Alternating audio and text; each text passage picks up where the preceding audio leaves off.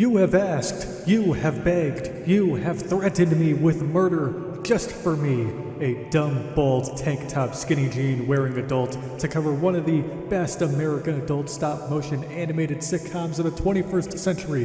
That's right, everyone. Your Lord and Savior has answered your prayers. It's time, my children. I present to you the Moral Oral Deep Dive Iceberg thing.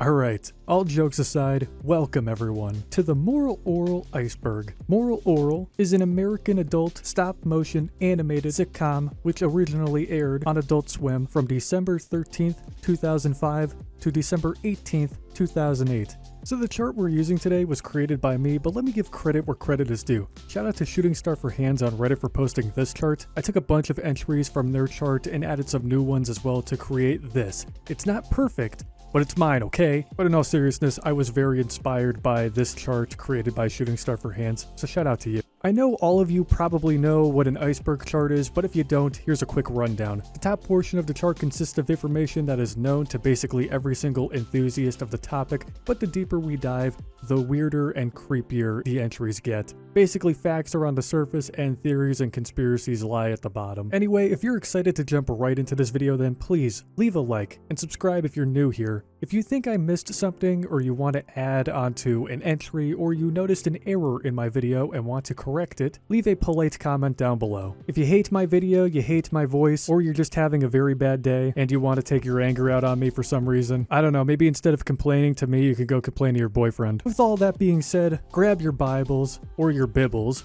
put on your best dress pants, praise the Lord, and get ready for Moral Oral. Let's get started.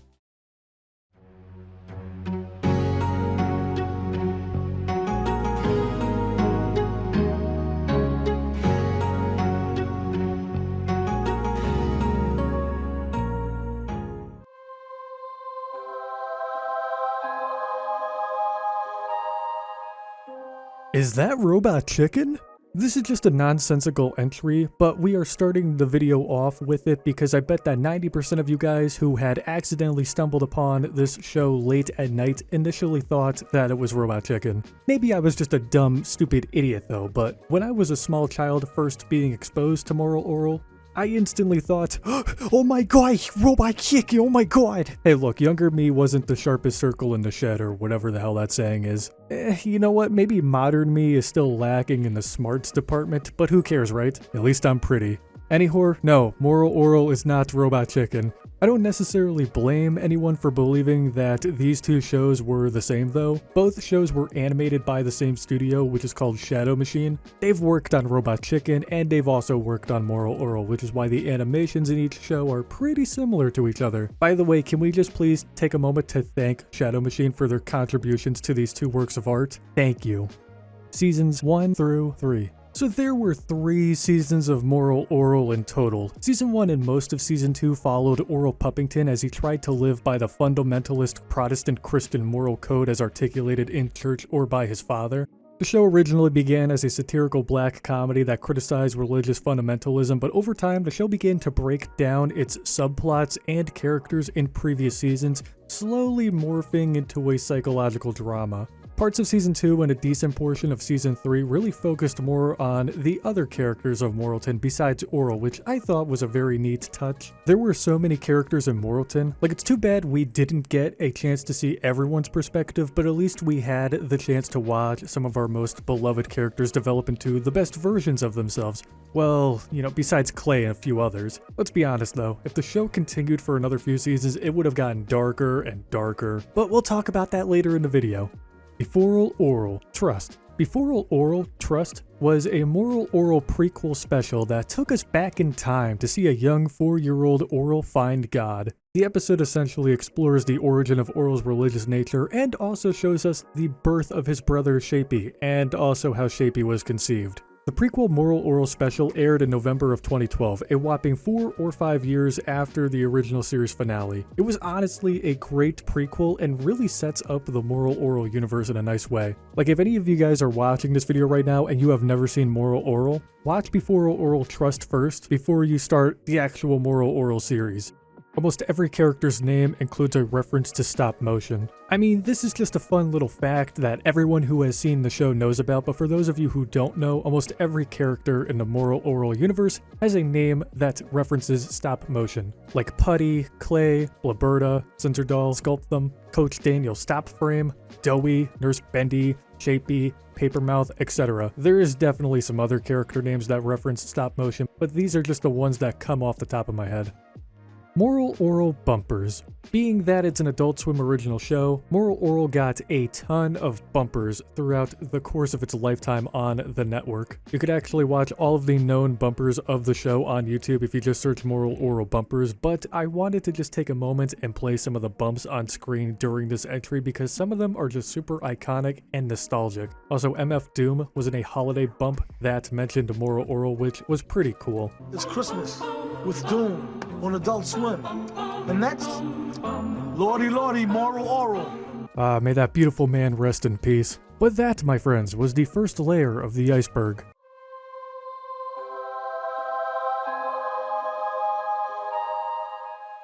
The Mountain Goats. So the Mountain Goats are an American indie folk band from Claremont, California, and they've been around since 1991, and everyone who is watching this video right now who has seen Orel in full 100% knows about the Mountain Goats. Throughout the third season of the show, you could hear the songs No Children, Old College Try, and Love, Love, Love play throughout certain episodes. Now, I asked some of you guys on my community tab on YouTube to suggest some entry ideas for me to include in this video, and while the Mountain Goats entry was originally from the other Orel chart, one person named Brap, who commented, mentioned that the band had a fictional couple known as the Alpha Couple, that their album Tallahassee is centered around, and that there are similarities between that couple and also Clay and Blaberta from Orel. And they also mentioned that two songs from the album Tallahassee were used specifically in scenes involving Clay and Blaberta, those two songs being No Children, which played at the end of the episode Numb, and I believe the second song is Old College Try in the episode Help. Now, I did some digging on one of Dino's Reddit AMAs, and this person asked Dino, how did using songs from the Mountain Goats come about? John Darnielle's lyrics unfold perfectly over most of your episodes. Did you listen to his music before or during your writing period of the show and say, this fits, I want to write around this? Or was it just a strange coincidence? And Dino replied with, I didn't write any of the episodes with the songs in mind. They either were written subconsciously linking to these songs, or more likely, purely coincidentally. Numb was written before I even heard of the Mountain Goats. Help fit perfectly with Old College Try, but that was co-written by Scott Adsit, who didn't know the song, and that storyline was partly an older one I had in my head for some time. Passing and Love, Love, Love had a very tentative connection, but I certainly wasn't thinking of that song when I wrote it, although the song may have inspired me in general. Darnielle did express interest in writing songs specifically for the show, which I definitely would have taken him up on if we got another season. Maybe if Before Orel becomes a series. Oh god, this was 10 years ago. Imagine if the Mountain Goats did write original music for Orel. That would have been really cool. By the way, I'm not going to sit here dick in one hand and pretend that I'm the biggest Mountain Goats fan in the world, because I'm really not. They're an awesome group and I do like their music, but I've never gotten like super heavily invested into their discography, besides the songs that played in Orel. But after hearing about the Alpha Couple from Brap and looking up the entire Alpha Couple saga, I think I'm gonna give these songs a proper listen. Anyway, thanks to Brap for suggesting this entry.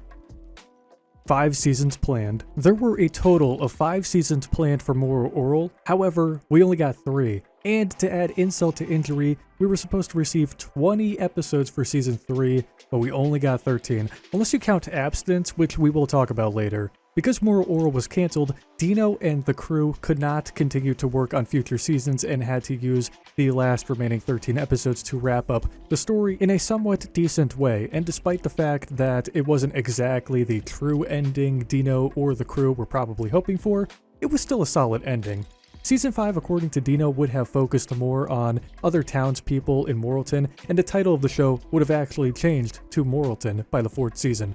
Orel would have also evolved from being naive and innocent to an emotionally mature person. Like I said, Dino and the rest of the crew just had to complete the show with what they were given. We did get to see some character development from Orel throughout the 3rd season, along with some other episodes focused on other characters of the show, which was neat to see, but there were a lot of plot lines that we unfortunately did not get to see, and we probably never will, but we'll touch on those later in this video.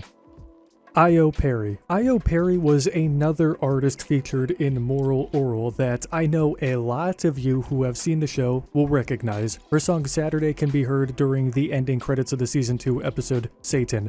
I unfortunately cannot play the song because YouTube will, well, let's just put it this way. They will put a fist inside of my colon and turn me into a hand puppet. Okay, don't tell anyone. I'll play a little teaser for you guys. I kissed you. Yeah, that song. If you didn't get a good listen, just look up Io Perry Saturday on YouTube. It's a great song. Actually, a lot of Io Perry's music is pretty great and very underrated, so definitely give the music some love.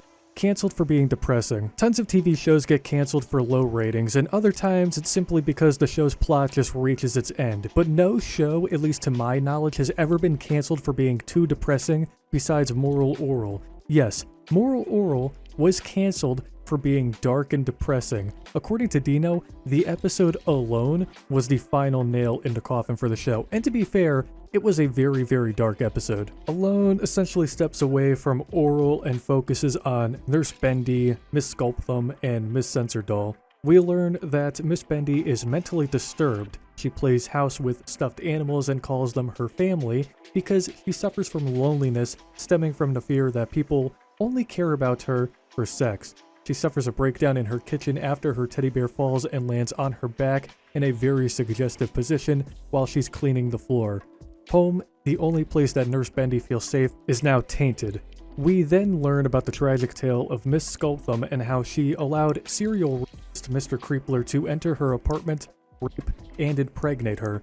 This is apparent by the newspaper clippings hung around her apartment, and from the bloody hanger on her kitchen table, it's implied that Miss Sculpthum gave herself an abortion. Despite how traumatized Miss Sculpthum is, she remains infatuated with Cecil Creepler due to having experienced sexual gratification through him. And for those of you wondering, yes, I do have to censor those words because YouTube doesn't like them. I don't know why, but I get comments all the time asking why I censor certain words, and it's simply because YouTube does not like it when I say those words. But anyways, finally, we learn that when Miss Censordoll was an infant, her mother had her sexual organs surgically removed, which is why she is obsessed with chicken eggs. It's because she does not possess human eggs herself. We also learn that Miss Censordoll is plotting something big due to the model replica of Moralton that she has on her table and proclaiming to herself matriarch of Moralton. Adult Swim execs apparently saw an early draft of the episode alone and would sadly cancel the show soon afterwards.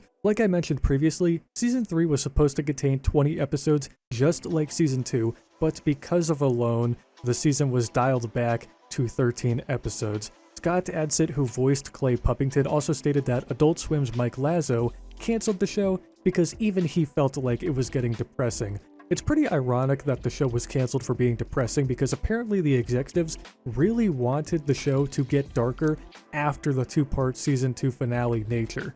Live action sitcom featuring Iggy Pop. Many of you guys might know this, but for those of you who don't, Moral Orel was actually supposed to be a 1950s styled live action sitcom starring Iggy Pop, who is an American singer, musician, songwriter, and actor who was in music groups like The Stooges, The Prime Movers, The Trolls, and The Iguanas. Well, Iggy was too buzzed out of his mind to care or even notice the script, and eventually Dino fell in love with stop-motion animation and retooled the show with the then contemporary theme of evangelicalism over America that was prevalent at the time. He got in contact with Shadow Machine and they got right to work. The script that was actually given to Iggy Pop was also retooled to the Season 1 episode Waste.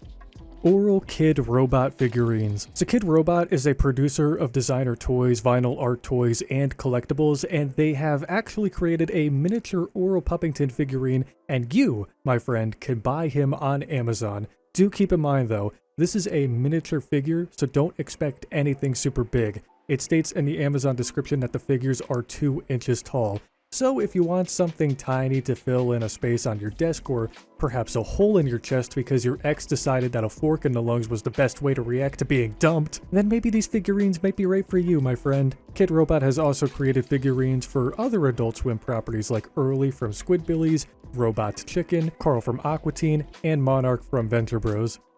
Reverend Putty's sermons on AdultSwim.com. Do you love Reverend Putty? Did you enjoy his sermons throughout Moral Oral? Well, if you head over to AdultSwim.com, you, my friend, can watch 5 original Reverend Putty sermons. No, these were not ripped from the show. These are 5 extra sermons that last almost 2 minutes each, and they cover everything from necrophilia to gay guys to laziness. Just search up Reverend Putty sermons and it should be like the first link on Google. I promise you, they are hilarious.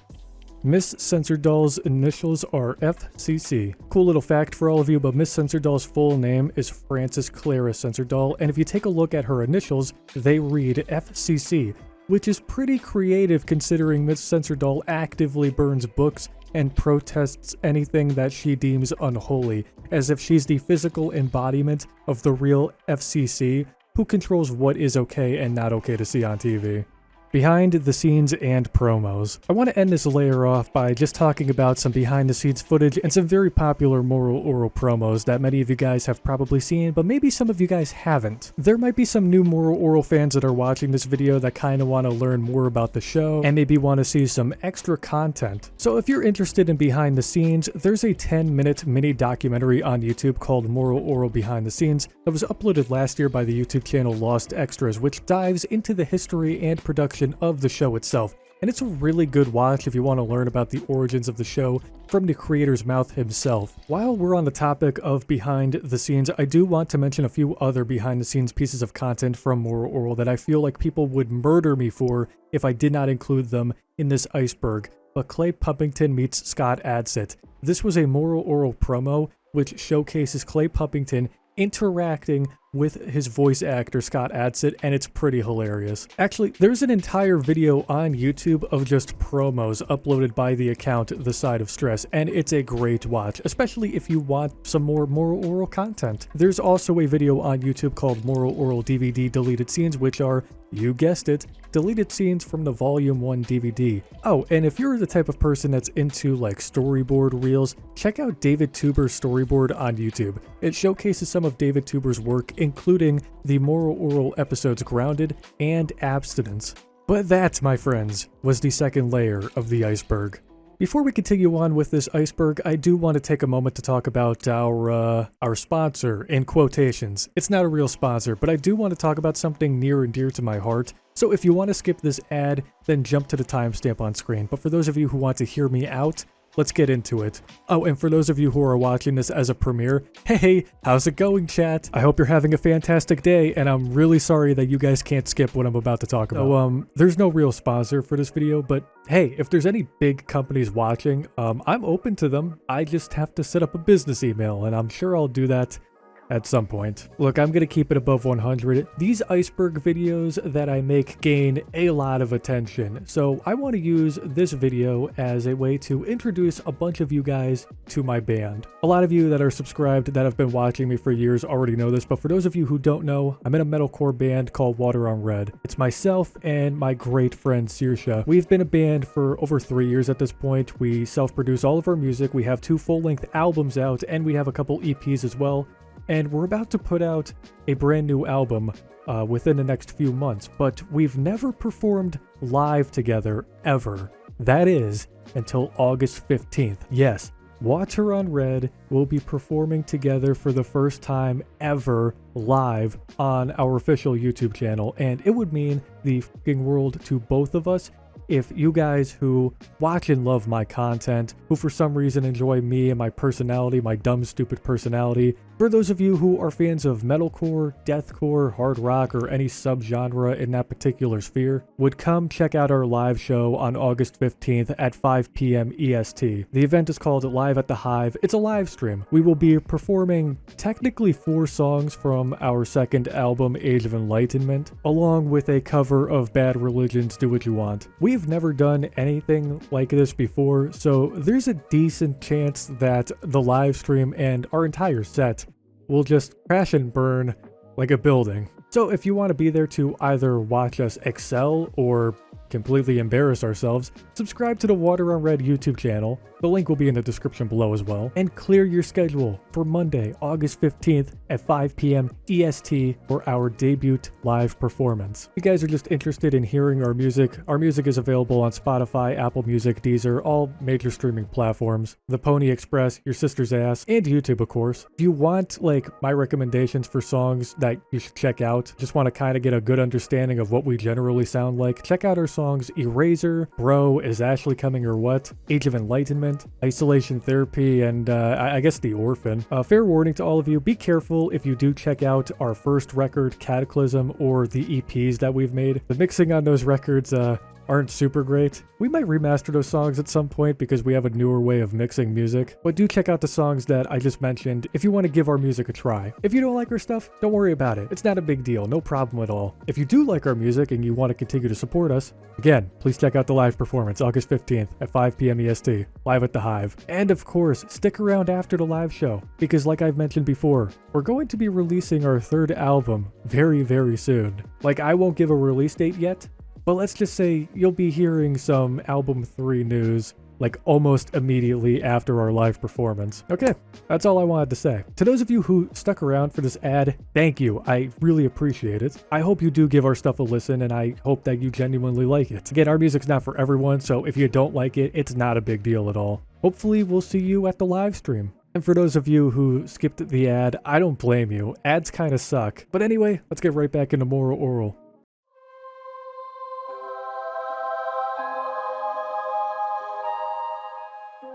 Abstinence. So Abstinence was an unaired episode of Moral Orel that centered around Doey finding his true calling in life, which of course ended up being cock blocking. Throughout the episode, Doey can be seen cock blocking Principal Fakey, his father, Cecil Creepler, and Officer Papermouth. Because eggs are being criminalized in Moralton, Miss Sensordoll then hires Doey to force abstinence amongst the population by cock blocking more people, until ultimately he gets caught and gets in big trouble. The episode was put together by Morgana, Ignis, and David Tuber along with a crew of other dedicated Moral Orel members. I believe the lines or audio was recorded before the show's cancellation, but the crew produced the entire episode for free. The episode had a low budget design similar to Orel's home movies, you know, the little stop motion shorts that play during the ending credits of some episodes of the show. I believe I read somewhere that they animated the episode with clay simply because they did not have access to the original puppets, but I could totally be wrong. Maybe I pulled that statistic out of my ass. Anyhow, the sets and puppets were built from cardboard, garbage, and leftover scraps from the original show. The episode never aired on Adult Swim, but it did premiere in January of 2009 at San Francisco Sketchfest. Abstinence was considered lost media for years until 2015, when David Tuber uploaded the entire episode onto YouTube. Now sadly, the video was fisted by our worst enemy. Yup, copyright. But thankfully, enough people downloaded the episode and have since reposted it back onto YouTube and even archive.org and probably some other sites that your dad likes to check out when mom's not home. Anyway, give it a watch if you haven't already. It's a great episode.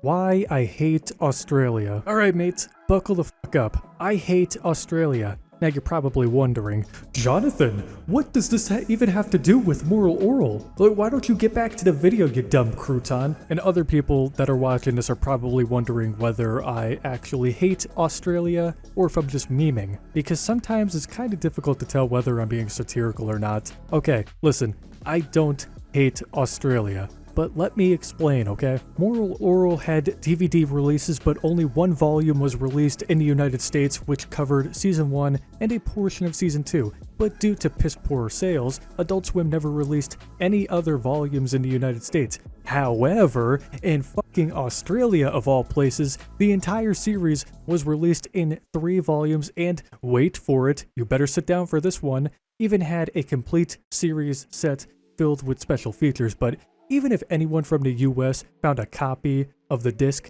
it was only released in Region 4. A Region 4 DVD can only be played on equipment manufactured in New Zealand, the Pacific Islands, Central America, Mexico, South America, the Caribbean, and of course, Australia. Now, I'm sure there are methods on how to watch a Region 4 disc if you don't live in Region 4, but the complete series set is discontinued, so finding a copy online is probably going to be very, very pricey, but props to anyone who can get their hands on a disc and work their way around the region lock. Anyways, I hate Australia. I'm kidding. Honestly, if you guys don't care about collecting DVDs and you just want to watch the show, Moral Orel is available on HBO Max, and believe it or not, if you don't feel like paying money, someone has uploaded the entire series to YouTube. The playlist is on screen if you want to check it out. You guys better leave a like on the video for that. Episodes aired out of order. On December 5th, 2005, Moral Orel premiered on Adult Swim, and a lot of people were pretty confused. And that's because the network aired the Season 1 finale, The Best Christmas Ever, as the pilot episode, and then aired the real series premiere, The Lord's Greatest Gift, on January 22nd, 2006. The network purposely aired The Best Christmas Ever first because of their standards and practices department having issues with the show. Adult Swim decided to air the most blasphemous episode of the first season, and if the episode didn't have any problems, then they wouldn't have a problem with the rest of the show. But obviously airing the final episode of the first season as the first episode, followed by a 2-month gap before the real series premiere, would confuse a lot of people.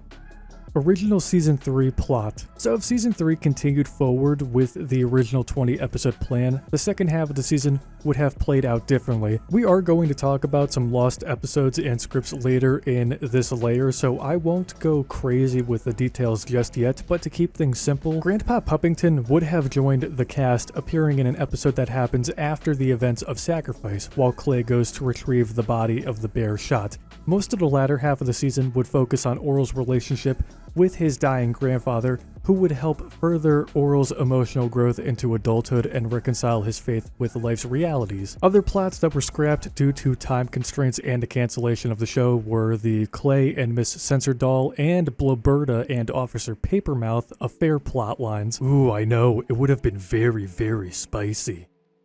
Dino's Reddit AMAs. This was another entry on the other iceberg chart, and it basically just refers to Dino's many Reddit question and answers. And by many, I mean 2, because I can only find 2 times where he's done Q&As on r/IMA or Ask Me Anything. Dino has done an AMA on August 29th, 2012, and then the following year on July 26, 2013. He's answered a ton of questions, not just revolving around Moral Orel, but also from other projects that he's been a part of, like Community and Mary Shelley's Frankenhole. I would definitely give both AMA sessions a scroll if you're not too busy one day, and if you're a fan of Dino's work. Sorry About Everything version of Close Face. Remember the song Close Face that Stephanie sang and performed during the episode of the same name? Well, the song was covered by an artist known as Sorry About Everything. And let me tell you guys something, this version of Close Face is a bop, and I'd highly recommend giving it some love. It's on Spotify. Moral Orel continuation. So this bit of information was taken from tvtropes.org, which doesn't have any sources cited, so please take this with a grain of salt. I'm only including it because there's a good chance that hundreds of you guys will see this video, and maybe there's a chance that one of you will know any information about not just this entry, but a few other entries that I will be talking about further down in this iceberg. Maybe some sources, a video, an article, whatever you guys know, please just let me know in the comments. But allegedly, Dan Harmon revealed at a panel with Dino that he pitched a continuation of Moral Orel, which follows Adult Orel and his non-religious daughter. The Adult Swim execs liked the idea enough to ask Dan to have Dino get back to them.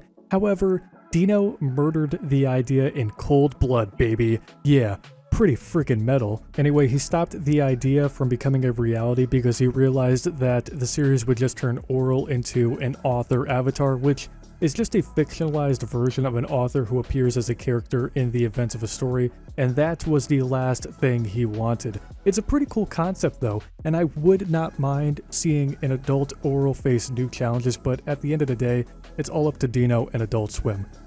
At Orel's Travels. If you're an avid Instagram user, well, first of all, follow me. Like, what the hell are you doing? It's free. I post like 10 photos a year. Oh, and while we're on the topic of Instagram, hey, Instagram, can you do me a favor? Can you fix your platform? Look, if I want to use TikTok, I'll go on TikTok. I go on Instagram for photos, not videos. We're getting off topic. Anyway, if you search at Orel_travels, you will stumble across a beautiful account which appears to be owned and operated by the one and only Orel Puppington. Yes, Orel has an Instagram account and it's still very, very active. Now, if you're wondering who actually runs this account, I don't really know. There's a rumor that a former employee who used to work on the show grabbed some of the original puppets with them, but hey, who knows, right? You know, the idea of someone taking photos of the Orel Puppington figure at different historical sites around the world reminds me a lot of Flat Stanley. Flat Stanley was a children's book character who was squashed by a bulletin board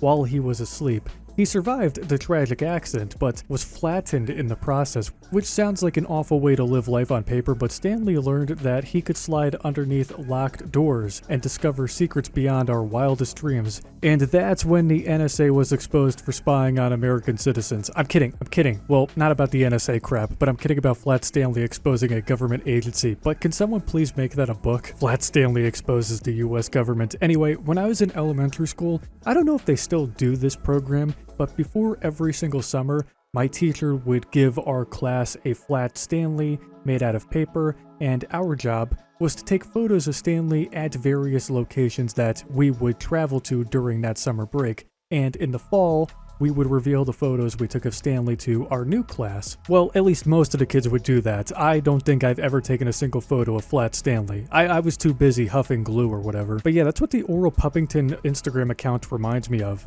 Orel is like Flat Stanley, traveling the world and being documented. Anyway, if you ever get some free time and you don't want to talk to your wife, lock yourself in the bathroom and check out this Instagram account, at Orels_travels. You'll have a great time scrolling through all of the photos of Orel and the places that he's visited.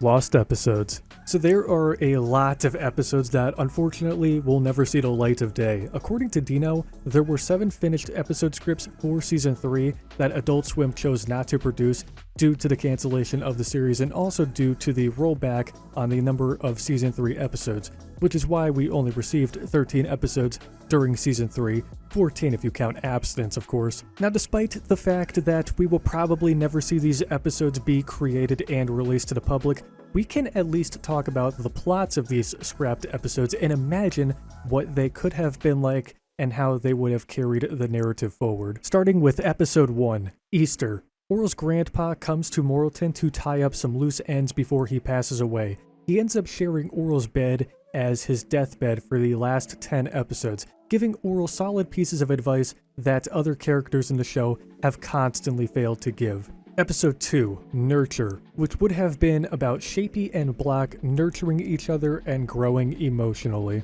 Episode 3, Narcissism. After cutting it off with Florence, Putty becomes disillusioned with all women. This makes him incredibly attractive to all the females in Morrilton, and he becomes the most available bachelor in town. This scenario makes him even more bored with every lady in town. Eventually, he started picturing Florence while he was doing the dirty, naughty with other women. When he finally runs into Florence, she's now dating someone else and is also really thin. Putty's disappointed in her appearance. He's been picturing fat Florence the entire time, and even though she's prettier on a shallow level, longs for her previous look. She explains that she got depressed when he stopped seeing her, that she did not feel like eating anymore. He happily tells her that he's now back and she can get fat again. Obviously, she's insulted by his self-centered attitude and tells him to go away. In the end of the episode, Dino believes that Putty probably would have won her back by showing that he really cares for her. Episode 4, Untitled. This episode doesn't have a name, but there is a plot line. Blabberta and Officer Papermouth bump into each other late at night, both reaching into the garbage can outside Nurse Bendy's apartment and simultaneously grabbing the Sunny teddy bear. Papermouth chivalrously lets Blabberta keep it, and this starts off an affair between the two of them. It ends up being very good for them. Dino's not sure how Clay would have reacted to the situation though. Episode 5 is another untitled episode with a rough plot. Dino basically wanted to write another episode with Orel and Christina but he unfortunately never got around to it. Episode 6, Raped. Again, I'm censoring the word because YouTube doesn't like it when people say it. This episode would have expanded upon Miss Sculptham's trauma over being raped and would have actually given her some decent closure.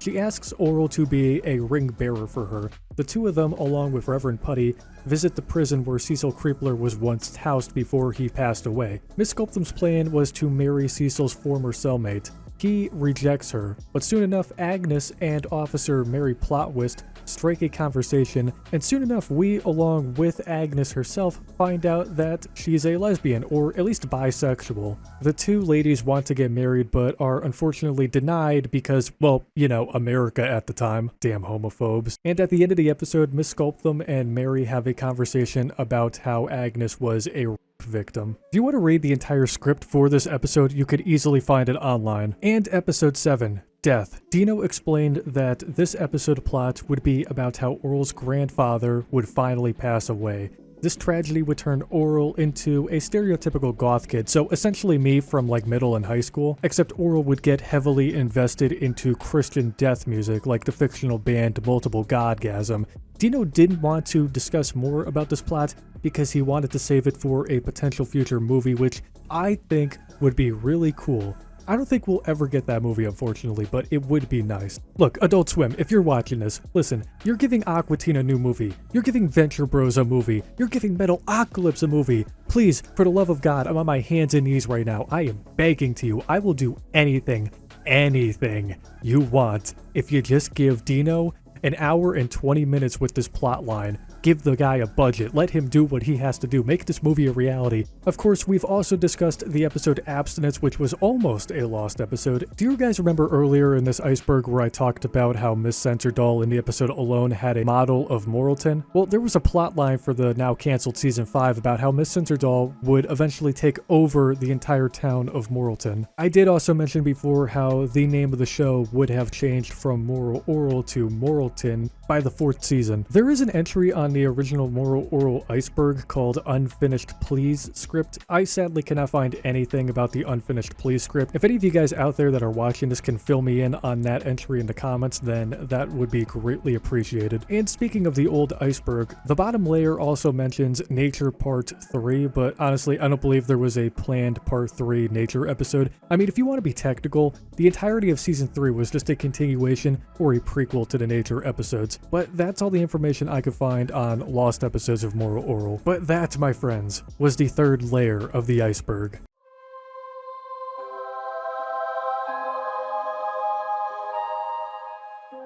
Moral Orel lasted longer than the Confederacy. You guys remember the Confederacy, right? You know, those traitors? Well, they only lasted like 4 years from 1861 to 1865, but these Adult Swim shows lasted way longer, baby. Now I know what you're thinking. Didn't Moral Orel last like 3 years from 2005 to 2008? Yeah, but I think Adult Swim is counting up to 2012 since that's when Before Orel premiered, which if you do the math, that's way more time than the Confederacy lasted. Let me ask you guys something. Did the Confederacy get a prequel special 4 years later? Yeah, I didn't think so. Take that, you traitors. Anyway, this was a bump that premiered on Adult Swim at some point. I can't find any real information about it, like when it premiered, but nonetheless, it's a quality bumper, and it's always nice when Adult Swim acknowledges the classics.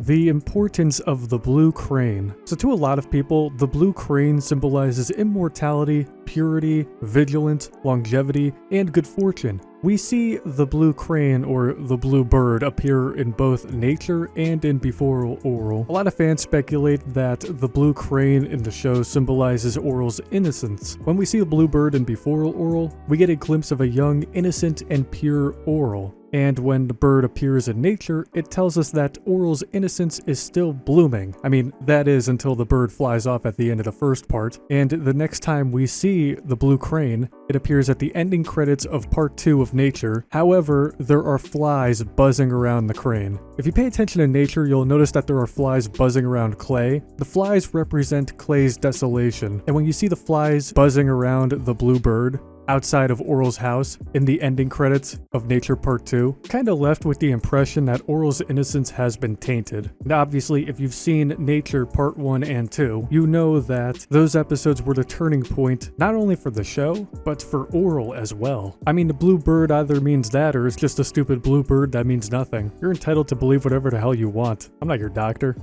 Moral on the spectrum. So there's a theory about how Orel might have autism, which would explain his childlike, unquestionable faith, gullibility, and tendency to take things at face value and frequently misinterpret what he's told, with hilarious and even chilling results. I would say that Orel's grandfather was the only real responsible adult in the entire show that recognized that Orel isn't really stupid and that he just learns a different way. And if you're wondering what Orel's special interest would be, it would probably be either God or anything church related, or perhaps stop motion. I really like this theory. I think it's one of the only few theories about the show that I've heard that kinda makes a lot of sense. Like, it really does explain a lot of Orel's decisions and how he interprets people. Quick shout out to one of my viewers, Loki, for actually recommending this entry to me. Reverend Putty is God. So, I was in the neighborhood when I stumbled across a fan theory on r/fan theories where user Chuck Gopher wrote about how Reverend Putty is God as a human being, testing the town of Moralton before destroying it Sodom and Gomorrah style. Sodom and Gomorrah being two biblical cities that God just randomly dropped a Moab on. I don't know, I didn't read the Bible. Anyway, I think it's a pretty interesting theory, and I wanted to read it off to you guys. Maybe you'll agree with it, maybe you'll disagree with it. The church is immediately in the center of town. Reverend Putty spends most of his time in the direct center of Moralton so as to get a better understanding of the morality and goodness of the town, despite being Christians, which in the real world is obviously irrelevant to one being a good person. Pretty much everyone in town is an amoral scumbag. They lie, they cheat, they gossip, they betray, etc. Reverend Putty has a daughter whom was conceived without having sex with the mother. This obviously draws a direct parallel to the idea of God impregnating Mary,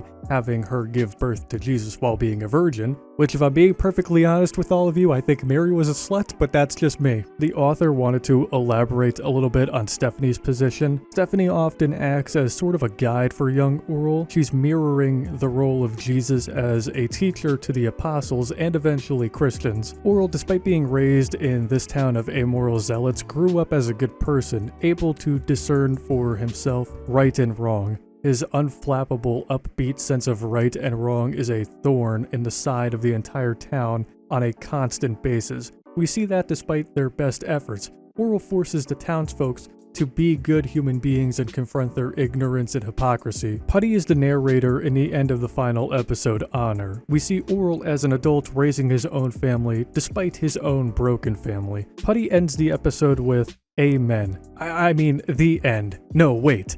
Amen. Why would Putty have such an in-depth understanding of Orel's home life as an adult? Now, to be honest, it could just be that adult Orel and Putty still communicate with each other, and I'm sure Orel at this point in his life still talks to Stephanie on a regular basis. We see that Reverend Putty is often frustrated at how the townspeople act and tries to directly affect their actions as the leader of the congregation. However, most of the town seems to just ignore or even openly mock Putty. And then the author of this theory talks about how in the episode Be Fruitful and Multiply, there's a scene where Orel comes to church to visit God on a non-Sunday, and Putty gets upset at the fact that Orel didn't come to see him. Putty then takes a seat next to Orel and asks what makes him happy. Putty soon realizes that Orel is pure pureness in its purest form. The post ends with Orel being the redeeming factor in Moralton, and also being compared to Lot, which from a quick Google search, because again, I didn't read the Bible, was a man in the biblical book of Genesis who, for my understanding, welcomed 2 angels into his house that God sent to destroy the cities because I guess he was too lazy to get off his throne or whatever. He ends up protecting the angels from the very horny townspeople, and in exchange, the angels kind of help him and his daughters and his wife escape the city before God starts throwing sulfur and fire bombs all over the place. And unfortunately, Lot's wife turned into a pillar of salt. Anyhow, Moral is Lot and Putty is God, judging Moralton before smiting inviting the whole town into oblivion, which, if you ask me, is pretty metal. You know, like I said, this is just a theory. It's up for interpretation. If you want to believe it, you go ahead and believe it. If you don't, then that's cool too. Personally, I do think there are a lot of parallels between Orel and Putty and Jesus and God and the whole idea of Moralton being the equivalent to Sodom and Gomorrah. And I kind of want to believe it, but at the same time, I want to be realistic. I don't think Dino or the rest of the Moral Orel producers and staff ever considered this idea. You're not gonna get any answers out of me. I'm just a puppet for the big guy. I don't write this stuff.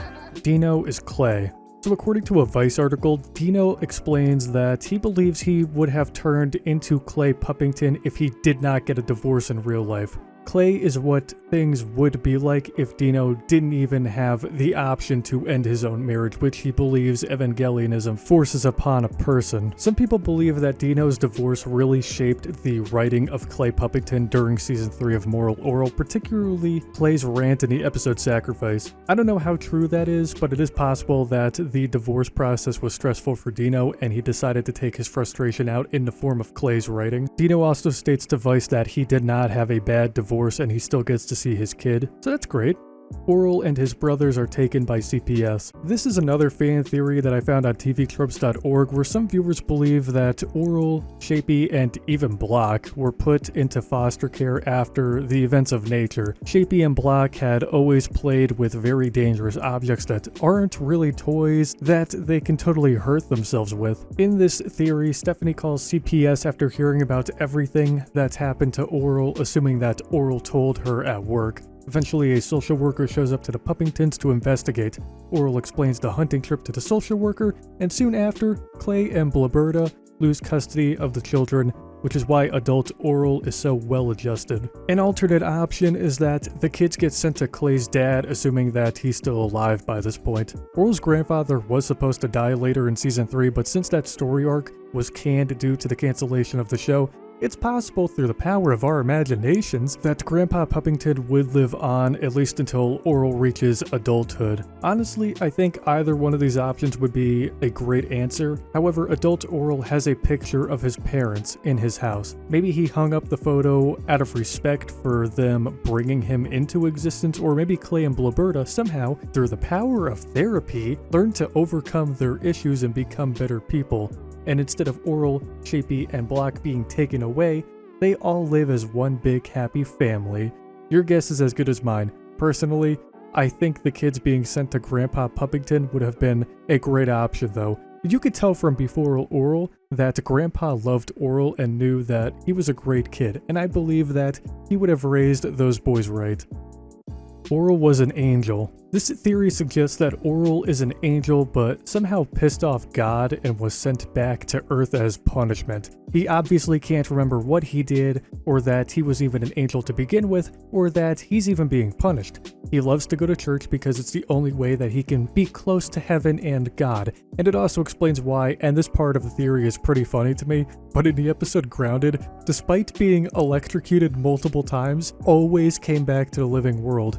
And that's not because of luck or anything, it's simply because God just doesn't want him back. I'm sorry, I know, I'm screwed up in the head, but the whole idea of God just like not wanting someone to come back to heaven is just so funny to me. If this theory is true, which it totally isn't, but like if it is, I would love to know what Orel did to really piss off God.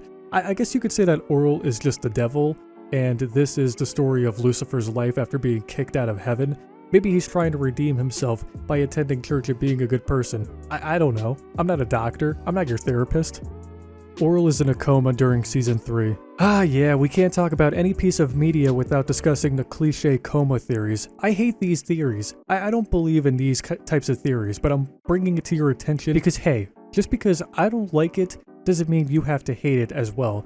The episode Grounded does in fact take place before Nature Part 1, so in the episode Grounded, Orel actually ended up in a coma, which totally retcons all of the events of Season 3. Season 3 is just a dream. Again, I'm not a fan of these coma theories because they're honestly just there in stories to cover up flaws and problems, but if you want to believe in the coma theory, then by all means. I'm not your thick mommy or your dom daddy. I can't tell you what to do. I'm gonna jump off a cliff for that one. Does Clay love Orel? So my immediate answer to this question is straight up no. Like, what kind of father gets drunk in the woods with a firearm and shoots their own kid? A terrible father, of course. But let's see what the rest of the internet has to say about this question, because there are some very interesting answers. So this person on Reddit states that they watched an entire video based on this question. They basically went over how, as a child, Clay would initially say things after the death incident to set his father off and to get beat to receive the tiniest amount of attention from him, until one day Clay's dad finally said, "You're not even worth it," which added a lot to the context. Because of this, Clay associated physical punishment with love. So otherwise, yes, he is extremely neglectful of Orel and obviously has problems with alcoholism, which adds fuel to the fire, but every time he would spank Orel or find some reason to, it was him basically expressing his affection. I know, this is a very twisted way of loving someone. This person states that Clay doesn't view Orel as his own person, but just a version of himself that he will never be, and he projects his own self-hatred onto Orel, and he doesn't love him in a traditional sense at all. This person says, no father who shoots his son and says he's glad about it is capable of loving his son. Yes, people make the argument that Clay learned that physical abuse is a form of affection, but that doesn't mean he sees his own beatings of Orel as love. If anything, Clay beats Orel to give the appearance that he's a good father and convince himself that he's better than his own father. Other than that, Clay only cares when Orel makes him look bad or does something to show that he's not a good father. He also actively avoids having any kind of conversation with Orel that isn't purely disciplinary, and he never shows Orel real affection like hugs, saying I love you, basic care, or interest. When Orel almost dies in Grounded, Clay's concern is signing another death certificate. You could argue that these are played off as jokes for the show, but since we never see anything different, I take them all as real. So honestly, at the end of the day, it's all up to how you interpret it. Maybe Clay does love Orel, but in a very twisted way. Or maybe he doesn't love anyone besides himself and Daniel. But that, my friends, was the fourth layer of the iceberg.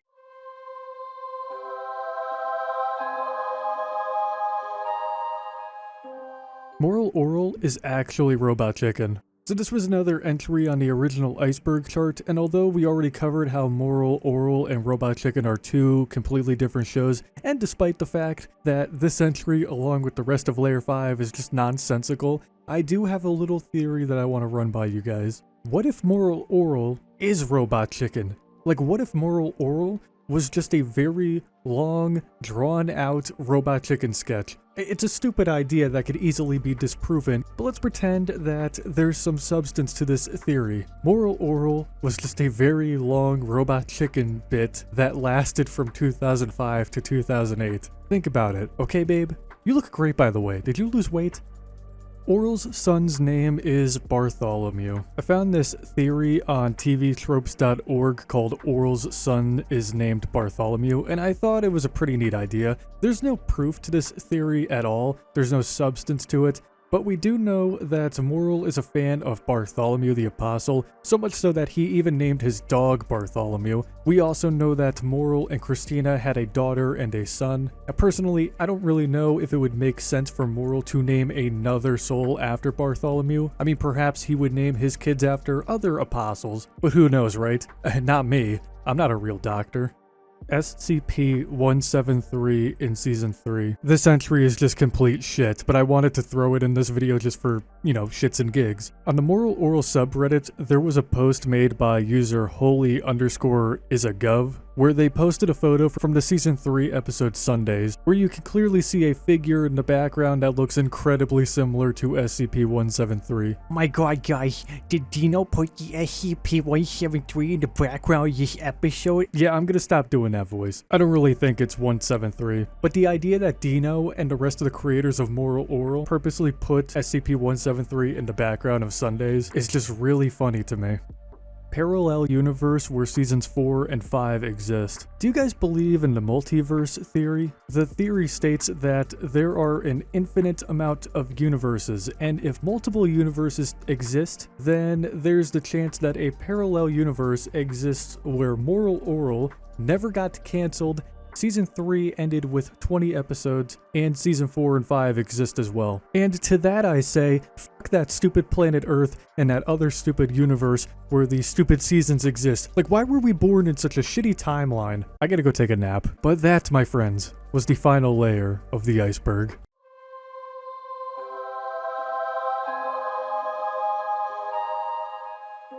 What could I say? That's another iceberg in the books. Just want to give a quick thank you and a big shout out to every single one of you who has been begging me for the last month to make this iceberg. I really hope that all of you, especially you fellow Moral Orel fans out there, really enjoyed this project. I know it's not perfect. I probably could have added a bunch of other entries to the list, but I really just wanted to focus on what could have been if the show stuck around a little bit longer, and the theories as well, and also the funny nonsensical entries. Anyways, if you guys did enjoy this video, please leave a like and comment down below on what you guys think I should cover in my next iceberg deep dive video. I primarily upload commentary videos, but once every month I tend to upload an iceberg video. So if you guys are interested in that type of content, please subscribe if you're brand new around here. Click the bell icon to be notified on whenever I upload a brand new video. Follow me on all of my social links like Instagram and Twitter. And if you want to directly interact with me and other fans of my channel, join the Discord server. The link is in the description below. And once again, please check out my band Water on Red's live debut performance on August 15th at 5 p.m. EST on the official Water on Red YouTube channel.